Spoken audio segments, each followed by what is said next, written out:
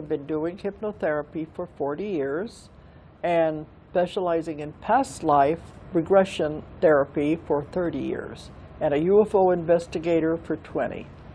So I'm very varied, and I have experience in all phases of the paranormal and the unusual. And that's my passion, is to explore the unusual. I consider myself the reporter, the investigator, and the researcher of lost knowledge. I always want to make it perfectly clear that I am not a channeler. I don't channel, and I'm not a psychic. I'm a hypnotherapist. And I've been doing hypnotherapy for 40 years. I started out way back when things were simple, and they had the old-fashioned methods. But I got into past life therapy and past life regressions about 30 years ago. That's my main field, is I do the therapy by taking people into their other lifetimes to find the answers to problems in this lifetime. And I developed my own technique, my hypnotic technique, that is very different from the ones the other hypnotists use. And that's important because I've found a way to reach the subconscious where you can find a great deal of information that way. And I can have the answers to just about anything that I want. That's why I think I've been able to get the information on all the subjects that I've written about. After I began doing the past life regressions with hypnosis, they asked me to be an investigator with the UFO phenomena. This was in 1986, the same time I was working on many other projects. But I live in Arkansas, and they wanted somebody who could work with these abductees, supposed abductees. They had called in psychologists to help. Well, the psychologists would start putting them under, getting them on board the craft and starting into the scene.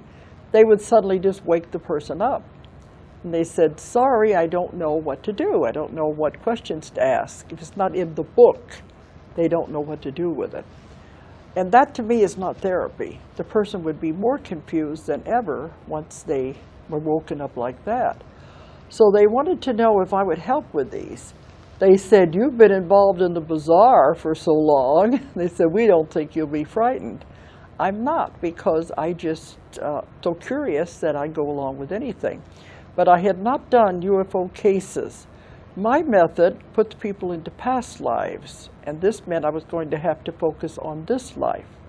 So I didn't know if it was going to work or not. The first time I did it, they were having a MUFON meeting with all the investigators at a state meeting. And they wanted me to put this woman under just so they could ask questions. They were bringing her in from Oklahoma. And she didn't know us, we didn't know her. And I said, this is a goldfish type atmosphere. Not exactly the best type of an environment to do this kind of work.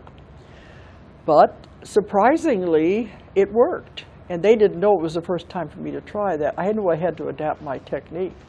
They didn't know it was my first time to do it. It worked beautifully. And after that, I began doing more and more cases with UFO phenomena. And the work I've done now for the last 20 years in this field, I have found to be positive. I know a lot of the other investigators are getting the negative and the fear, but I haven't found that. I'm going to say might sound a little strange, because in my work, I began to have direct contact with the ETs. And that's pretty broad, but they're the ones that have been answering the questions and been telling me what's actually going on during the regressions.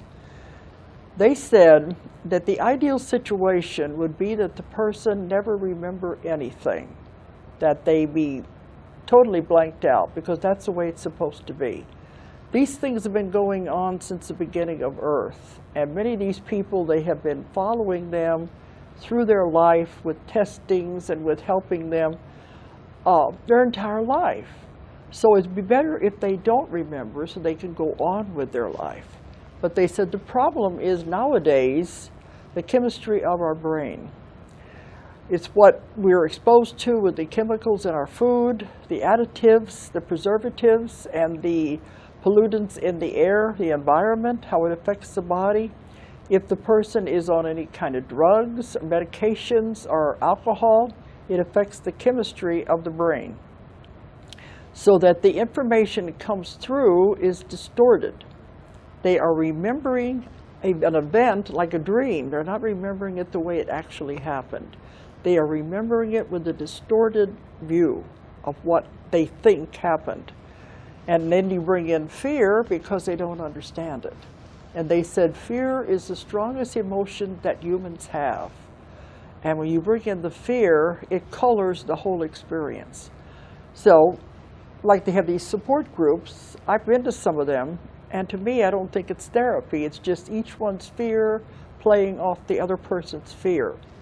So when I began doing the session, in my technique, I'm able to get the conscious mind, the emotions out of the way, so that doesn't interfere with what we're getting. You get into the deeper part of the person, you get the real meaning of what's happening. And when that happens, they'll wake up and say, well, if that's what happened, I can handle it. And then we can get therapy. And it's never the fear-based things that the other therapists are coming up with. But when I was working on this for quite a while, the ETs began coming through these people, because I work in the deepest possible level of trance. They would come through and they'll say, you're the one we're supposed to give the information to. What do you want to know? So they have been telling me everything about what happens with these situations, where they're from, how the ships are powered, everything. And I say, you don't ever tell me, what do you want to know? Because I want to know everything. I'm so curious, I want to ask lots and lots of questions. All right, in the beginning, I had a lot of missing time cases, which you've probably heard about, where the person has time that's not accounted for. But in some of mine, like the one woman she left work and she was going to get lunch, and the people in the office wanted her to get lunch for them. Well, she went out to get lunch and she comes back and they said, well, it's time to go home now, we don't want it. She had lost half of the day. And another time she was going to a party and she got on the freeway. When she gets there, they said, well, you could have told us you were going to be late. We're leaving now. She would lose whole blocks of time like that. So when I did the session with her, I found out she was being taken, car and all, off of the freeway. So I asked them, I said, can you do that? And he said, certainly, we can do anything. So I said, well, why didn't you take the car? Couldn't you have just taken her and left the car there? They said that would have presented a problem, because the police would have come, there would have been a car sitting on the freeway all by itself. Much easier to just take the car off the freeway. And I said, yes, but what about the people on the freeway? Wouldn't they be surprised seeing a car going up in the air? They said they will see it, but they won't remember what they saw. So they are able to manipulate time and space and matter. I've had a lot of cases where people will be driving on a highway and see a huge UFO right over the freeway. They pull off to watch it, and they can't figure out, why does everybody just keep driving? They should be slamming on their brakes and stopping to see what it is, because it's a very individual thing. The sightings and the experiences are only for the person they're intended for. Many people will have experiences and their husband's in bed asleep, and it's not for them, it's just for the one person. So it's a very individual thing. And I've had many of these where they were taken like that. I had a woman in Hawaii who was at a convention, and she wanted to drive down to a hotel on the ocean to have dinner. She was driving down there, and she missed the entrance to the hotel. And she went up a little further to turn around and go back. And when she did, she found this beautiful mobile home park with palm trees and flowers. She turns in to go around and go back. The next instant, she was on the other side of the island, going the opposite direction, and it was night. And later she went back to see if she could find this place again, and she never could find it. So she wanted to know what happened. So when I took her under, they said she drove in, and they took her up in a beam of light, the car and everything, onto the UFO. But I said, but what about this place, you know, because she couldn't find it. They said, oh, we just created a place for her to see, something beautiful, she would feel safe going in and turning around. So they have amazing abilities to do these things. And it's not trickery, it's just to make you feel more comfortable. There's many cases of them appearing as animals, and owls is very common because they don't want to harm the person's psyche if they can. They want to be as easy about the whole thing as they can. And they will appear as animals and birds doing strange things. But the missing time cases are interesting, but to me the most fascinating cases are the condensed time, where something happens in a much shorter time than it is supposed to happen. And I've had one where the woman left, I live in Arkansas, and the woman left Little Rock to go home. And this is a phenomenon I've heard repeated again and again. She's driving at midnight to go home. She's driving down the freeway, and there's no other cars anywhere. You got a 6-lane freeway, no sign of life. And then you enter what is called twilight zone, dead sound. They have different words for it. It's all of a sudden as though they're in a vacuum. There are no noises anywhere, as though they're suddenly, just like twilight zone would be a very good name for it. They are suddenly out of reality. And she drove on until she reached the road to go to her house. And as she went up the road, she saw this huge light over a grove of trees. And she was watching that. And she got up in the middle of the road. Here again, there's no noises, no night noises, no lights in any of the houses. She gets up a little further, and in the middle of the road, she saw the first sign of life, if you want to call it that. It was an ordinary house cat sitting in the middle of the road on its haunches with its feet in the air, frozen in that position as it was staring at the light. And you know what was happening there? She was moving faster than the time or place around her. Like everything was frozen in another dimension. And 2 dimensions were sliding past each other at that time. She wouldn't have known it if she hadn't have seen the cat. The light went out, like an eye closing, and she got home. It only took her 15 minutes to go home, which would normally have taken over an hour. And she went in and woke up her husband and said, remember what time I came in. I had another case a few weeks later at another big city in Arkansas where the woman was pulling off the freeway at night, and she also saw a huge light. And she was following her as she went off into the city. And again, it was like this vacuum, no sound, no sign of life, no people, nothing. She's driving down the street, all of the lights are going out in front of her as she approaches them. And it got so strange that finally she wanted to pull in a mall, somewhere where there would be people. And she saw an all-night restaurant, but there were cars parked out there, but there were no sign of life at all. So she went on until she finally got to her house. And when she did, the light sped off, and all of the sound came crashing in on her at once. Well, when I did the session with her, naturally I wanted to know what was going on because I'd had several of these dead zone type experiences. They said, just because you see a UFO doesn't always mean you've been abducted. They said, we have to stop your world for a fraction of a second. And I said, what do you mean? They said, we have to catch you off guard. I said, we aren't on guard. They said, you're on guard more than you think you are. So we have to get your attention, stop your world for a fraction of a second. I said, then what? They said, then the information is downloaded into the subconscious mind on the cellular level. So I said, what kind of information do you mean?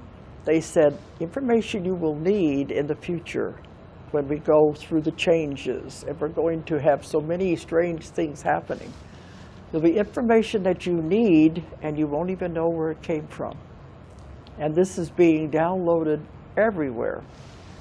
this is what I found out the crop circles are.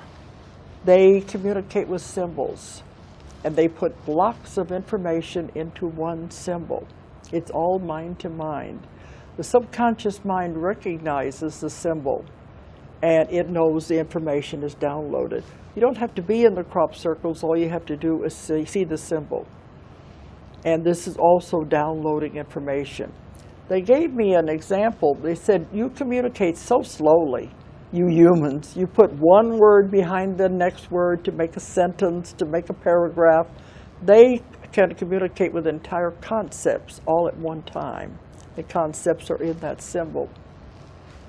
The example they gave me was like the word Christmas, Xmas.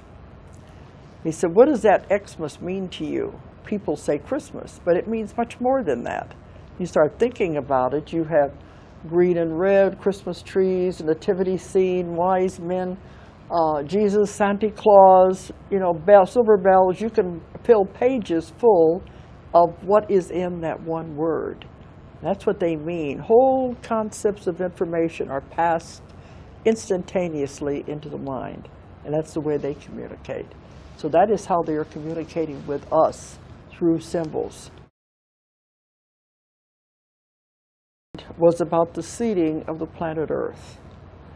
And a lot of people have trouble with this because they think that, where is God in this whole picture?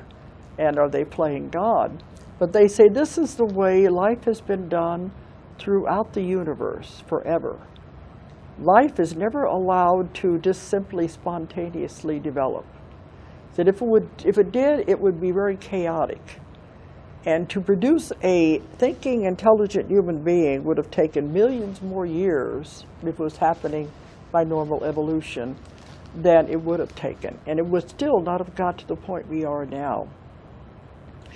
And they said they do this because they create life on other planets because this is the way they were created, by what they call the archaic ones. The ones from the very beginning have been doing this forever. And they said there are councils over all of this. There's definitely rules and regulations that govern everything. And the councils have the history books of all of the planets and all the records. So when a planet reaches the point that it can support life, that's a very momentous time in the history of that planet. At that time, the planet is given its life charter. And they set about trying to decide what will grow there. And they have cells from everywhere. This is part of what the sampling that goes on, that people don't understand, the testing. They are accumulating cells, sperm, ova.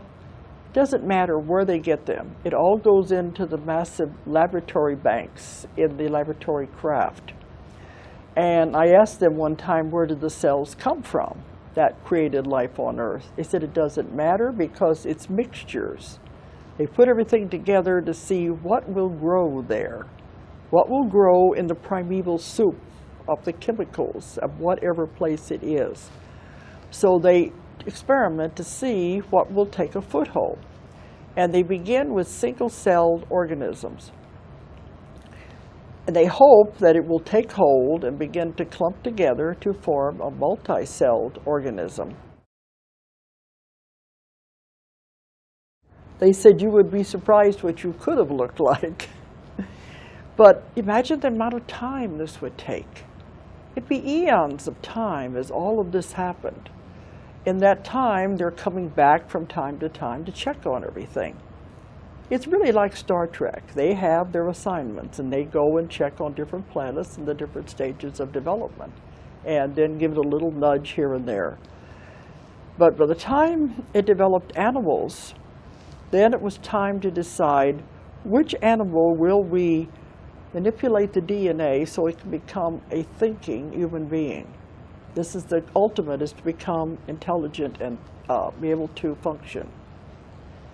So they chose the ape because it had the greatest brain capacity, and also it had the hands. You would have to have hands to make tools, to build a civilization. So they chose that one, and they began to manipulate the DNA to eventually turn it into a human being. And they said, you will never find the missing link because there isn't any. It jumped generations so fast.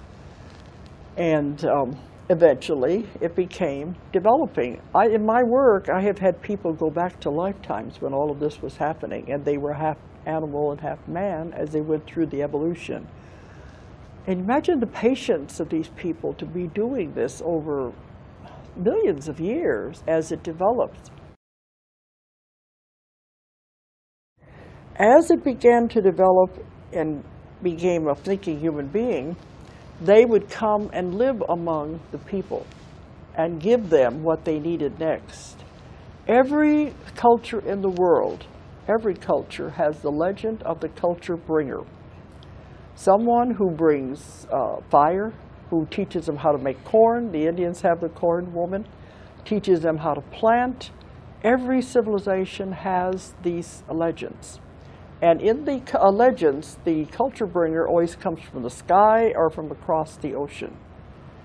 And that is the legends, it was what they were teaching. And they would live among these people because they can live as long as they want. They can live hundreds and hundreds of years with these people helping them as they developed. So they began to be thought of as gods. And this came down to us with legends. So that's a lot of what has been happening. Nowadays, there's so many people in the world, they can't live among us to give us the next advancement we need. So it's put into the atmosphere. And anyone who can receive the idea will be the one that develops the next invention. You hear about people all over the world developing things at the same time. They don't care who invents it as long as it is invented in the time span that it's supposed to be. And that's the way it's done now. Well, this all sounded very good, but something happened to spoil the whole experiment. They call it the grand experiment because they said, let's give this beautiful planet a creature with intelligence and free will and see what he does with it. And I don't think they're very pleased with what we're doing with it. But the law of non-interference is very real.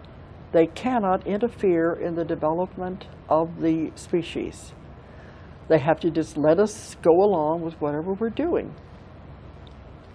And I asked them one time, well, when you give these things, corn, fire, how to plant, isn't that interference?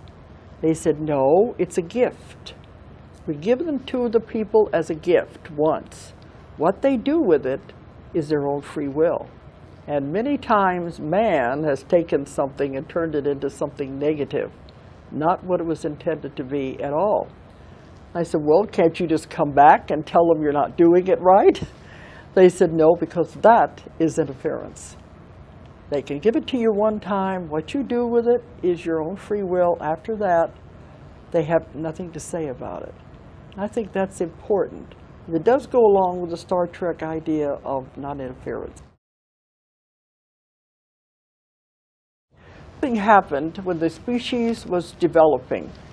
They said if it had happened when the species was fully developed, it wouldn't have caused us much problem. But the species was developing when a meteorite hit the Earth.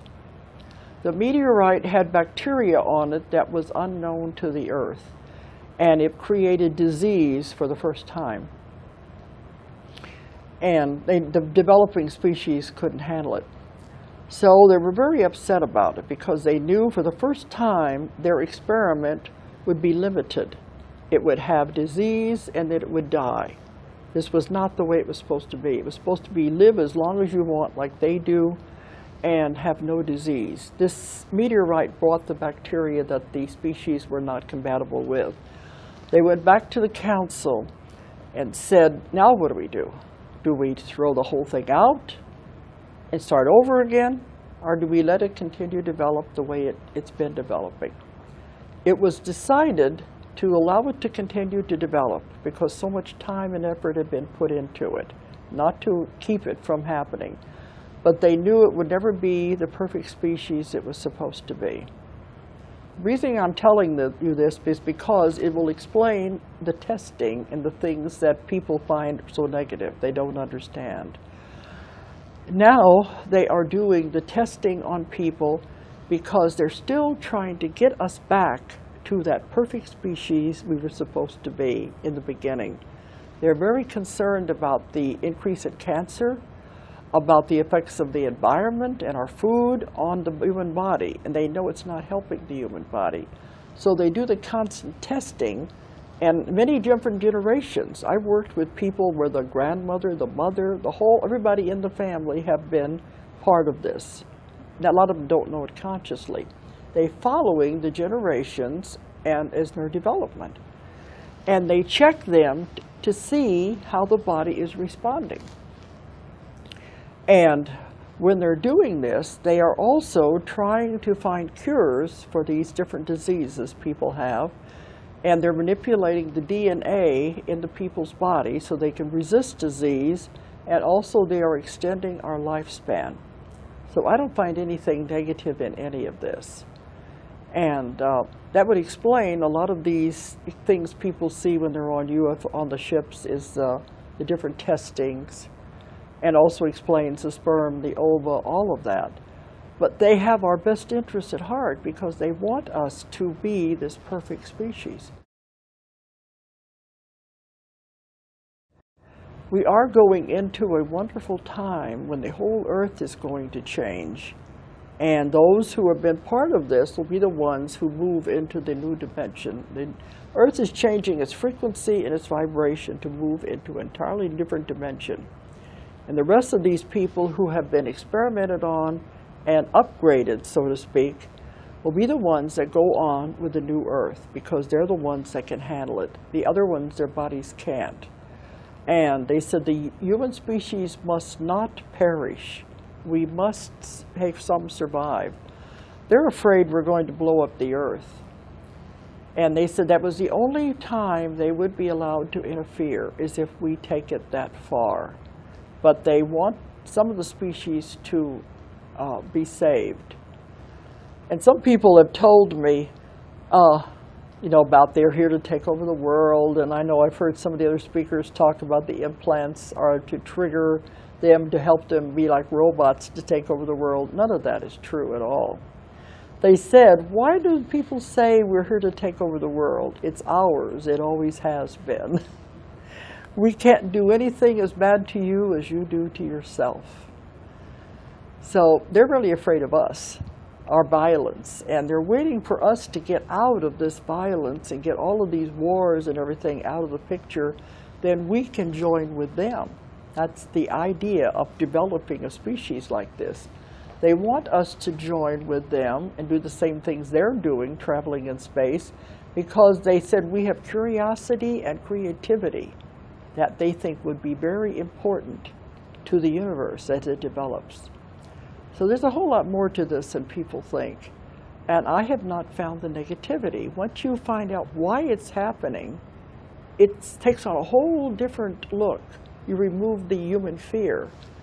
And they're really very caring people, and they're doing a lot to help people. People have asked me if I had any contact with them. Only through the people I work with, and they're very personal. They have changed my diet. They've taken care of me and advised me on where to go and where not to go, so I consider them as friends. But they've asked me if I've seen them.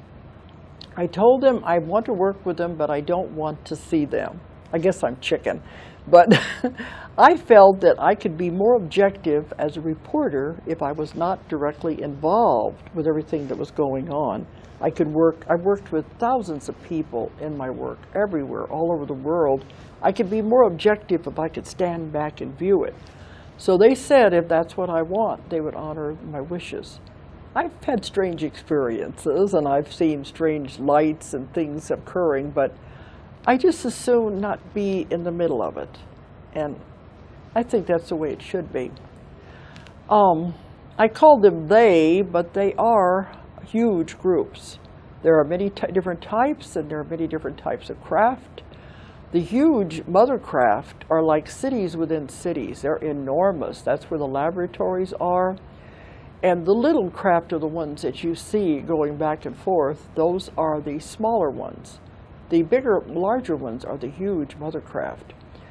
And they have many people on board these craft of different races from all over the universes.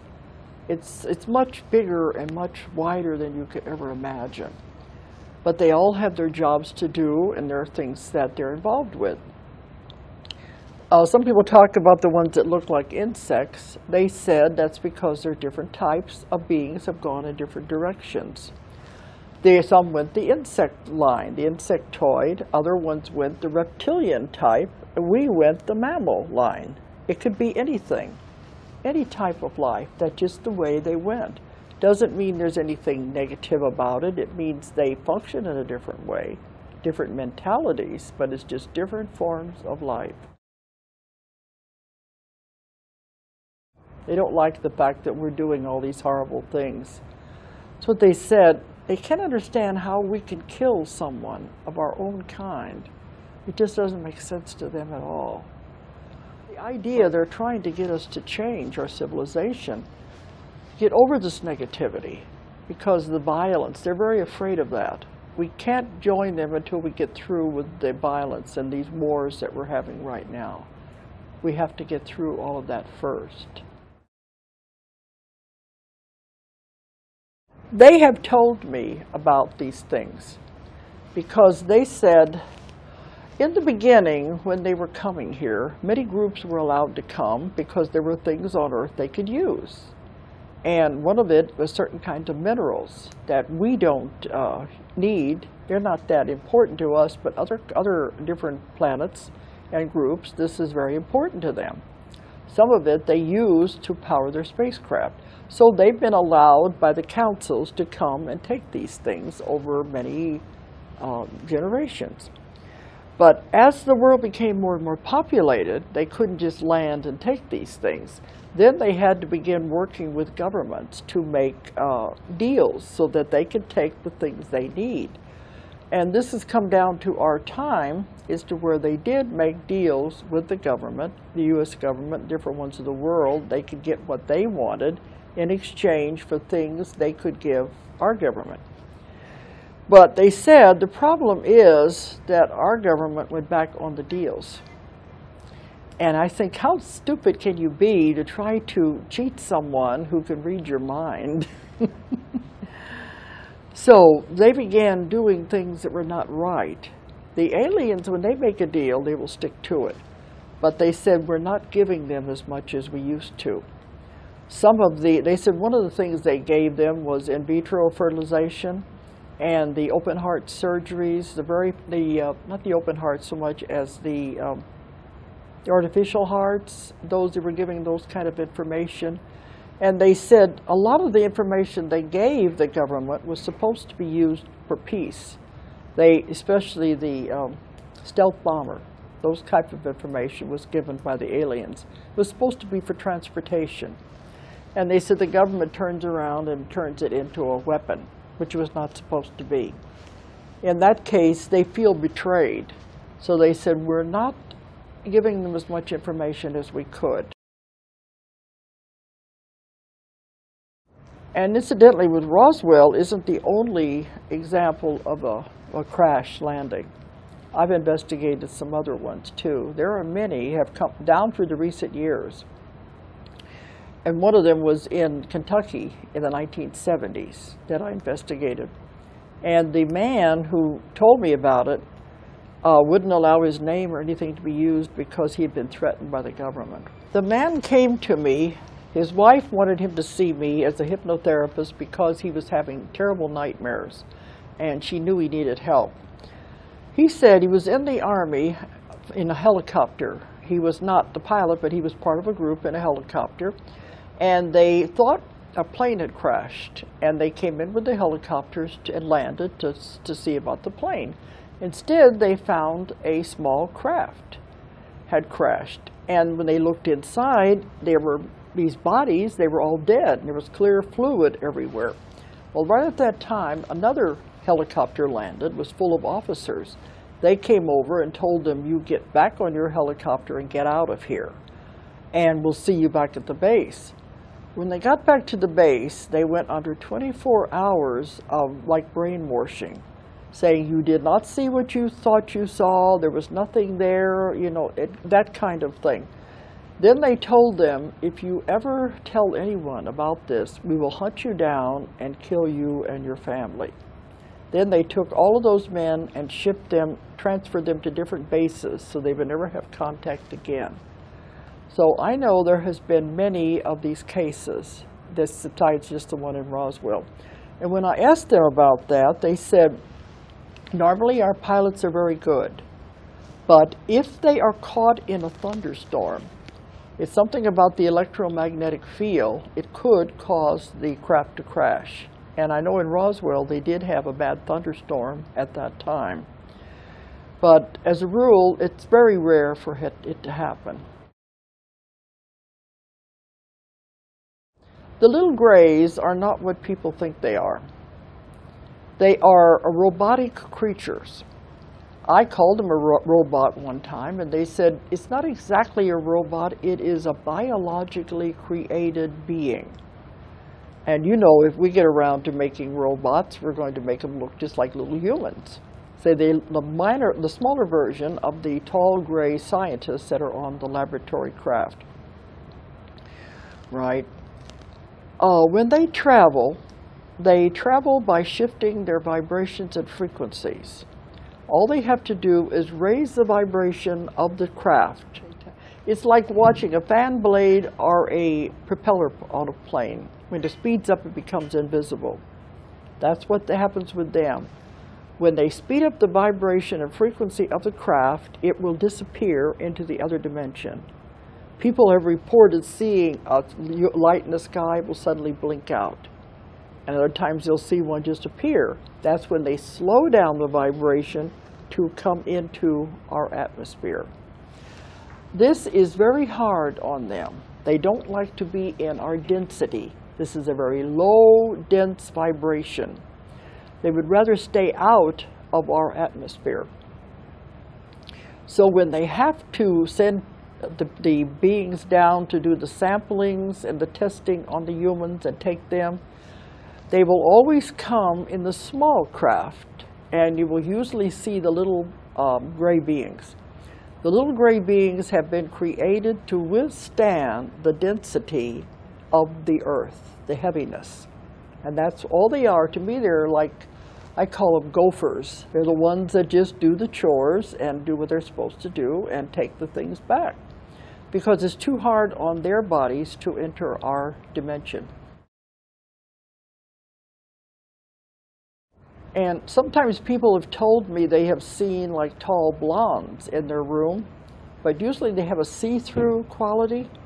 This is because it's not really them. It is like a holographic projection into the room of this being, because they don't want to experience that.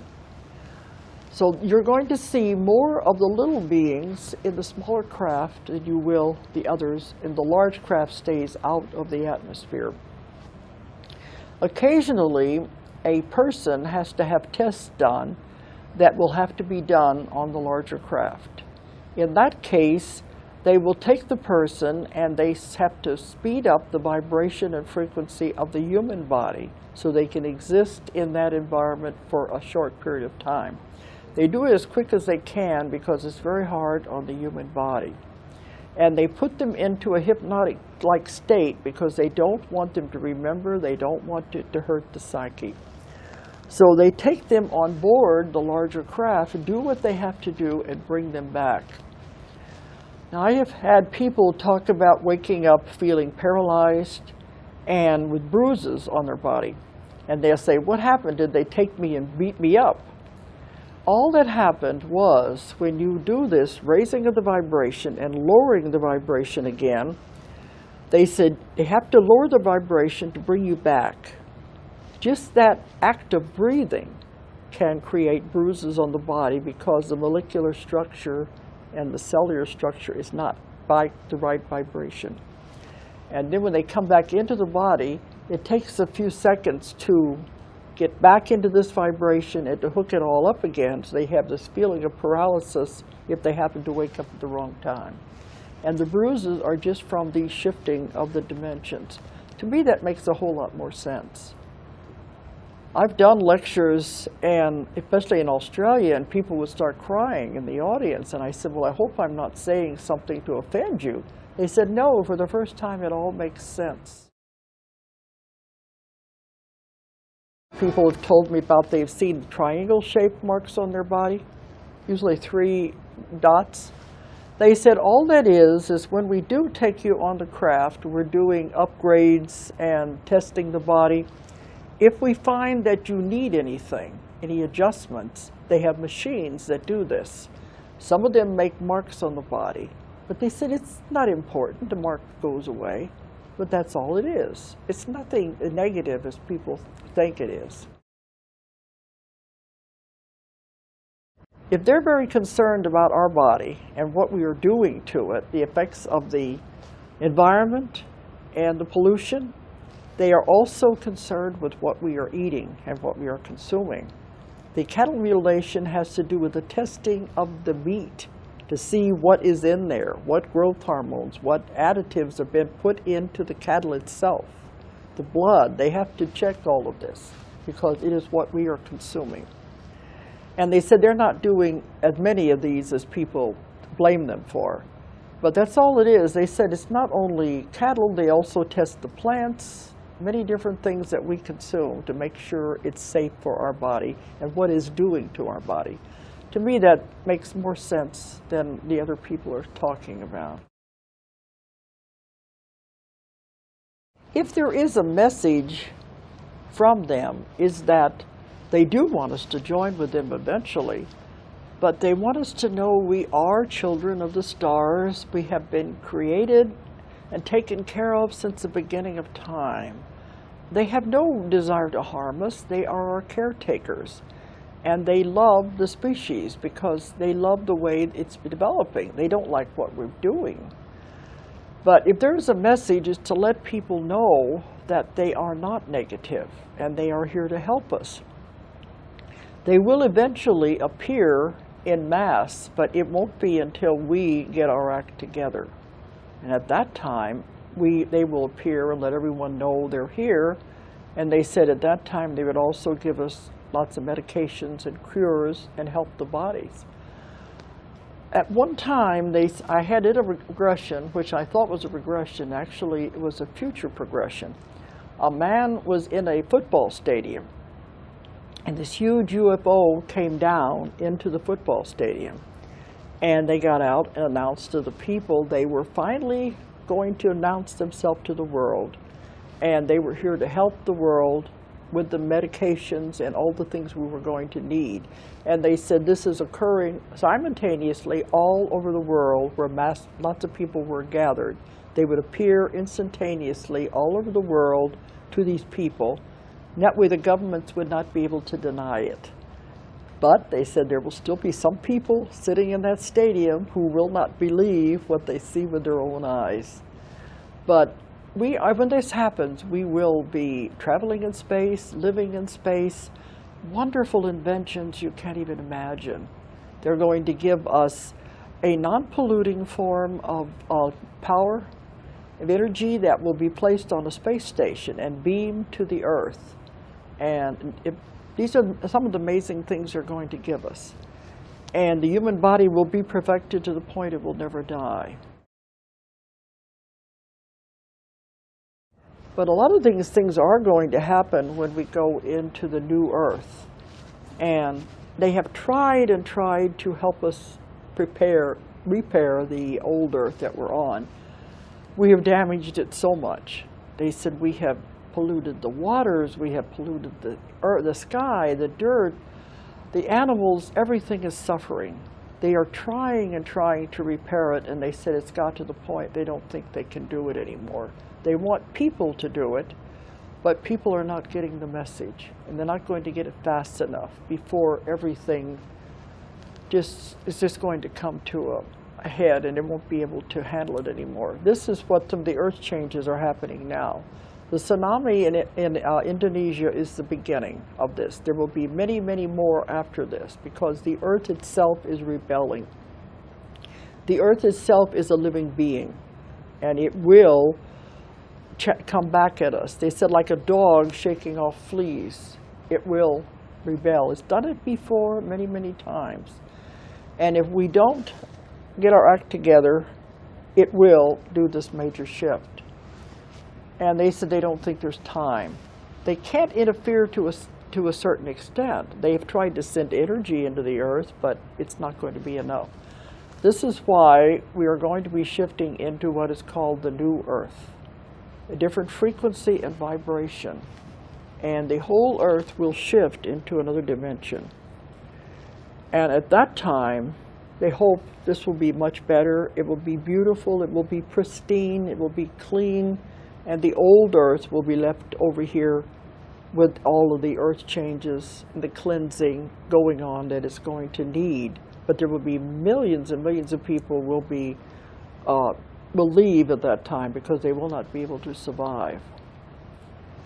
And Annie Kirkwood, she's the one who wrote Mary's Message to the World, was at a conference that I was at, and she talked about a vision she had had of the new earth. She said she saw the earth, then she saw it begin to pull apart and divide like two cells dividing. And when she did, it pulled apart into two earths. Over here on this earth, she heard them saying, "We did it, we did it." Over here they were saying, "Poor thing, she died believing all that." So they will not even be aware that anything has occurred when this switch happens. And we go into the new vibration, new frequency. They said it's happening now. You can feel it around you. A lot of people feel it in their bodies if they're sensitive to it. They know something is happening. We're living in exciting times, and there's a lot ahead of us. We don't need to be held back by fear of these other things, fear of the unknown. They're all there to help us.